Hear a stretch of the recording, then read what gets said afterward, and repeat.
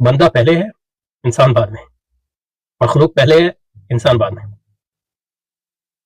تو جو انسان کی اصل فطرت ہے وہ بندگی ہے، تخلیق ہے، اور اس لحاظ سے اس میں اور پتھر میں کوئی فرق نہیں. انسان تو پھر اللہ کا احسان ہے، اس نے اس کو پھر انسان بنایا، لیکن جو اس کی پرائمری جو بنیادی ہے اس کا جوہر ہے وہ بندگی اور تخلیق ہے، مخلوق ہے. اس لحاظ سے اس کا کسی اور مخلوق سے کوئی تمیز نہیں.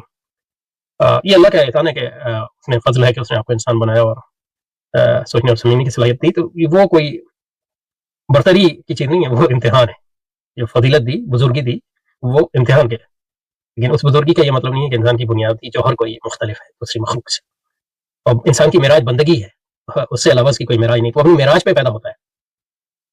تو فرق یہ ہے کہ پتھر جو ہے اس کو کوئی اختیار نہیں ہے، انسان کو اختیار ہے. کہتا ہے وہ جو اس کی معراج پہ قائم رہے یا حاویہ میں چلا جائے.